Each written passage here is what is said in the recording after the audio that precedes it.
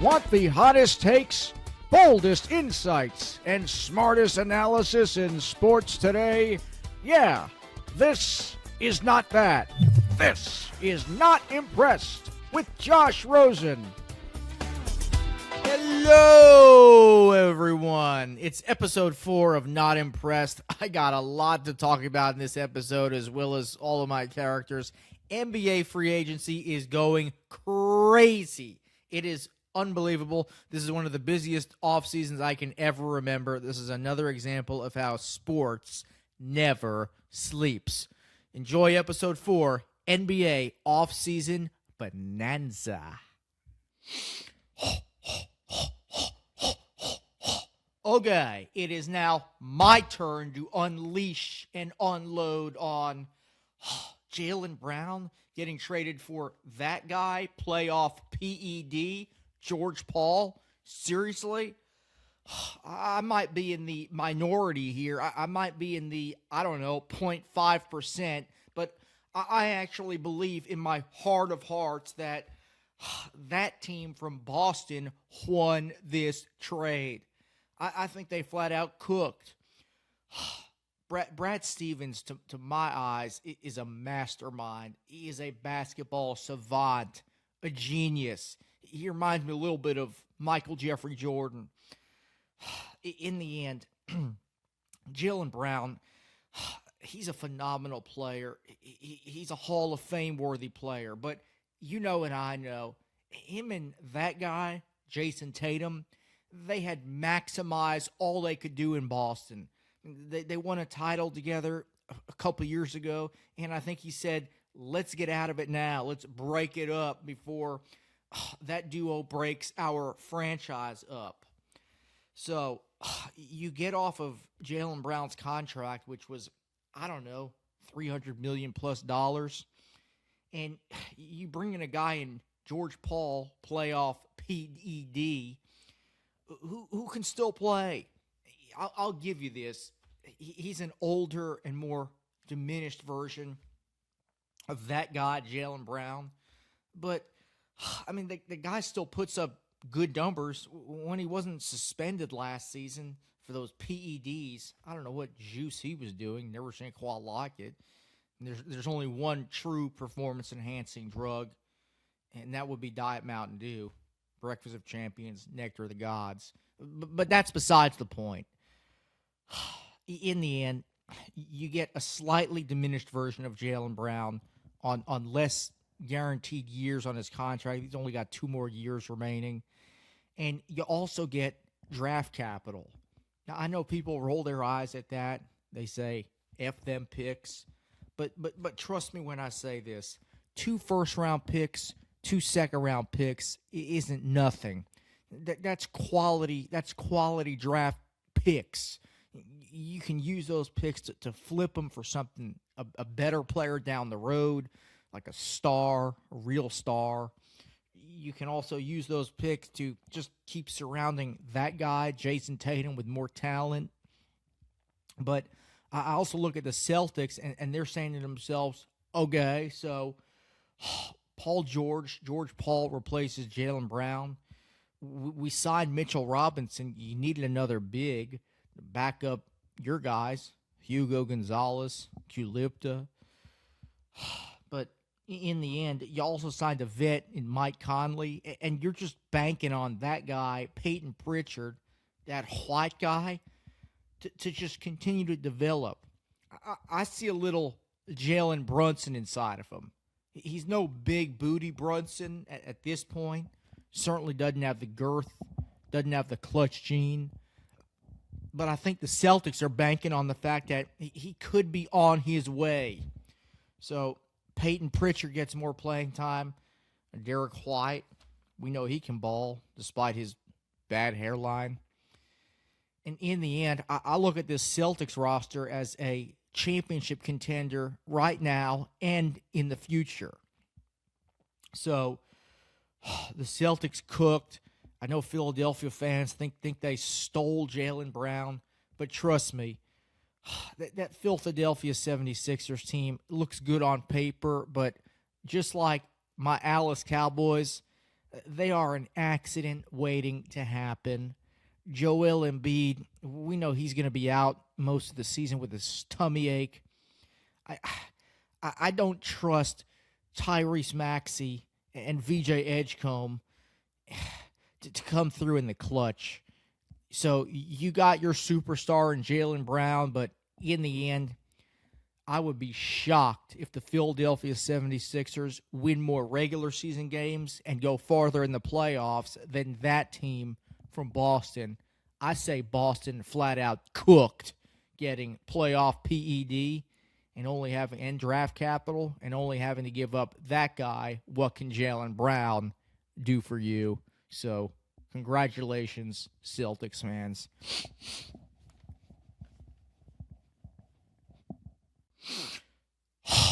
Now to the Lakers. I've previously called them the Los Angeles Fakers, but trust me when I say this. This Lakers team is better than they were the last few seasons with that guy, LeBrick James. Better roster, and they're better that he's no longer on the squad.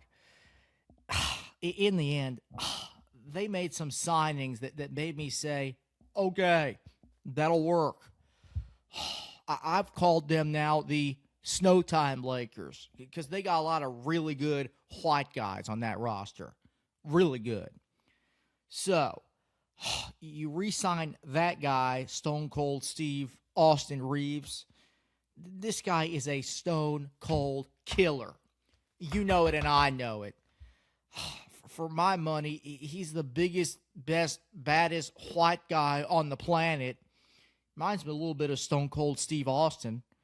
And he can just ball, man. He's a guy who you pair him with a healthy Luka Doncic, despite the fact that they've got no D. I'll give you that.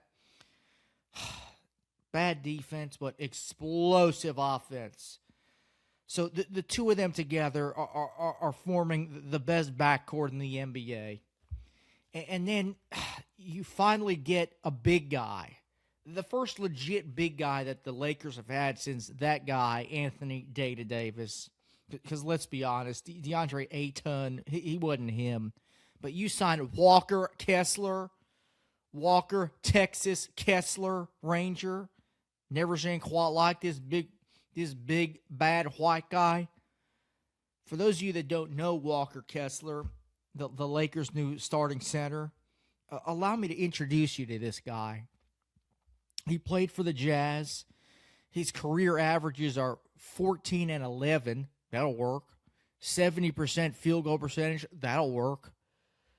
I mean, the guy is 7'2". That'll work.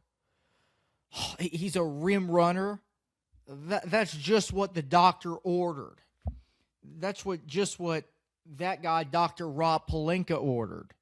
This will make life easier for that guy, AR, and that guy, Luka Doncic. So, yeah, the Los Angeles Quakers, they're in good shape. You've got best backcourt in the NBA, one of the 5 best big men in the NBA. And then you made some other nice signings like, I don't know, Quentin Grimes. That'll work. He's a good three-point shooter. Really good. You signed Sandro. I don't even know how to say his last name. Mamu Kalashvili. I mean, he just call him Mamu. Mamu. Shamu. Reminds me a little bit of Manu Ginobili. But he's another big white guy who's going to come in and power forward. He played for Toronto last season. He's a nice piece. So, in the end, you've got a nice starting 5. And I really believe in my heart of hearts, this Lakers team is going to compete in the Western Conference. I've got them 3rd right now, only behind the Oklahoma City Thunder and the Alien, who's proved to be a one giant hoax. So way to go, Lakers. Way to go, Rob Pelinka, J.J. Redick. You've got some new pieces to work with. Hopefully, Luka stays healthy.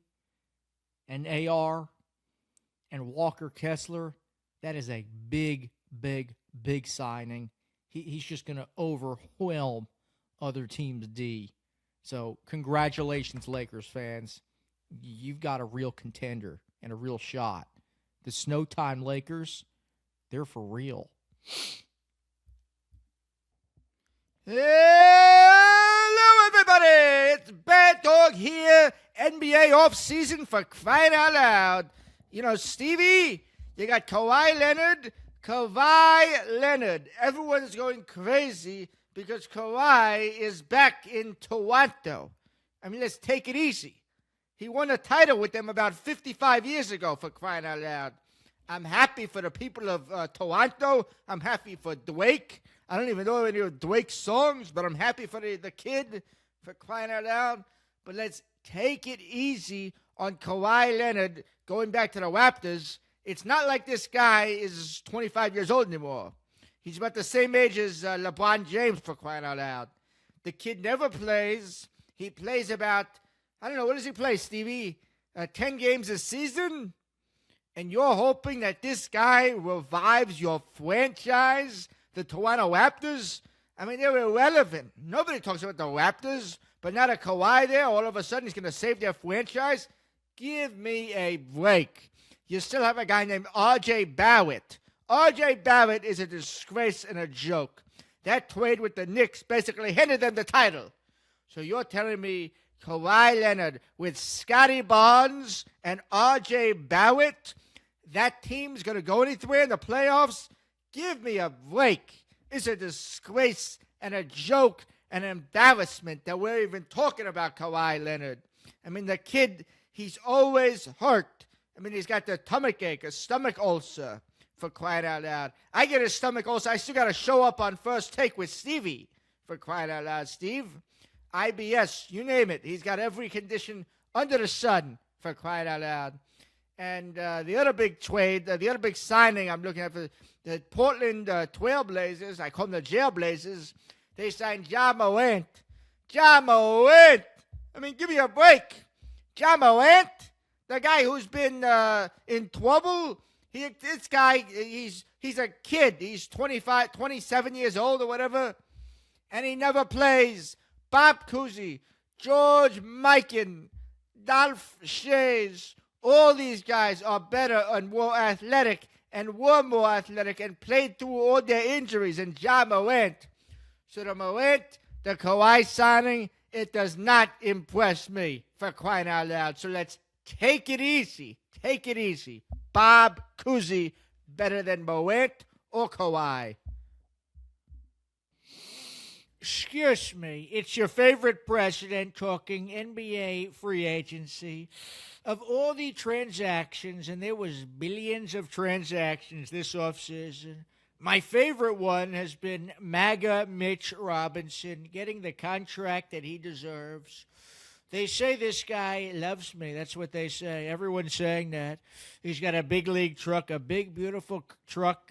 He loves that country music, and he signs a 3-year, $47.4 million contract with the Celtics. It should have been $1 billion. He should have been paid $47. I love that number 47. I love it so much. So he signs with the Celtics after winning a championship. He was probably the main reason the Knicks won. Okay, but for whatever reason, they didn't want to go into the second apron. You know, nobody knows more about aprons than me, believe me. Okay, nobody's a better cook than me. But the Knicks lost a really good one. They lost a really tremendous guy in MAGA Mitch Robinson. So he signs a deal, $47 million for 3 years with the Celtics. He will guarantee a championship for Boston. Believe me, okay? New York should not have let him get away. That was a very loser move and very low IQ and stupid move. And I'm going to tell James Dolan that myself because I'm good friends with him. That was stupid. But Boston, he's going to thrive there like we've never seen. He's probably going to be the greatest Celtic in NBA history, MAGA Mitch Robinson. And you think about it, what did the Knicks get? They signed Andre Drummond. You think Andre Drummond's going to replace MAGA Mitch? I don't think so. Andre Drummond's like 82 years old. He's the same age as Sleepy Joe Biden. It's not going to work. So I was not impressed with the Knicks letting MAGA Mitch Robinson go. But congratulations to the Boston Celtics. You got one of the great big men in NBA history. Believe me. China. So hold on, guys. This is Nick Wrong here with Not Impressed. You know what I mean? So listen, buddy. The idea that the Los Angeles Lakers wouldn't try to re-sign LeBron James, the greatest athlete in history of sports outside of Patrick LeVon Mahomes, that is egregious. It is absurd. It is an abomination, buddy. And I'm not saying that just because I'm a client of Clutch Sports, which I am. You know what I mean? Which happens to be the agency that represents LeBron James. You know what I mean? But the Lakers should be ashamed and embarrassed. So they're clearly and obviously the biggest losers of this offseason because they didn't re-sign the GOAT. You know what I mean? But listen, guys. Brew? Hold on, Brew. KW. The biggest winners of this NBA offseason, to me, again, it's a team that hasn't been talked about, but is also based in L.A., buddy. And that would be the Los Angeles Clippers. You know what I mean? So listen, guys. And to your point, KW, the Los Angeles Clippers traded away Kawhi Leonard, who's 35. He's starting to decline. You know what I mean? Still a great player, but clearly he's always hurt. You know what I mean? So you trade him to the Raptors, and you get, in return, Brandon Ingram, who's still 28, still an all-star caliber player. You know what I mean? You get Grady Dick, who's a nice rotation player. You get unprotected picks in 2031, 2033, a 2027 pick swap, a couple second-rounders. I know a lot of people don't focus on those picks, but they're going to be valuable assets. You know what I mean? You draft Keaton Wagler, number 5 overall, who I think is going to be a very good player in the NBA. You know what I mean? So you get younger. You've still got a lot of good pieces like Darius Garland from last season. You still got Benedict Mathurin, who's still very good. And then you sign Rui Hachimura from the Lakers, who was very good for the Lakers last season. You know what I mean? I mean, he was, if it wasn't for him, they might have gotten swept in the first round. So I think the Clippers made out very well, getting Ingram, Rui, the rookie, the draft picks.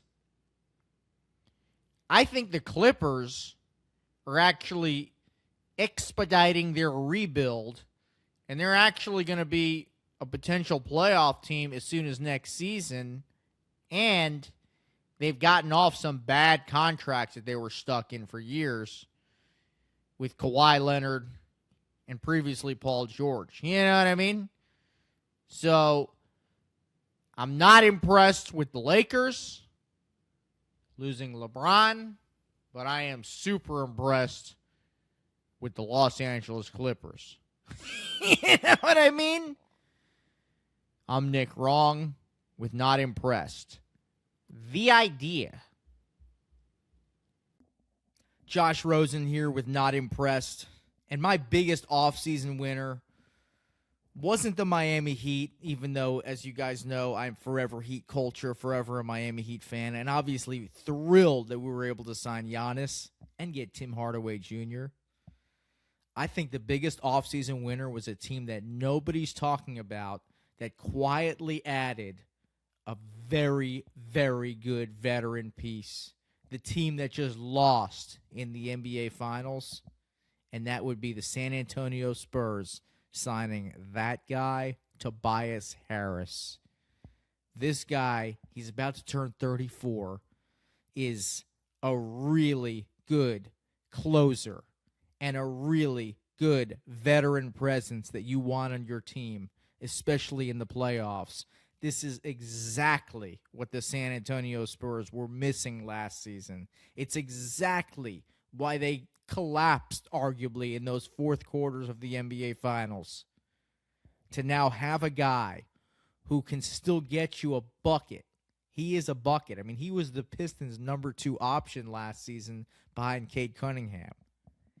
He's going to give you 15 points a game off the bench. But most importantly, he's a veteran presence who will calm those young guys on San Antonio down. He will be in Castle's ear and Victor Wembanyama and Dylan Harper.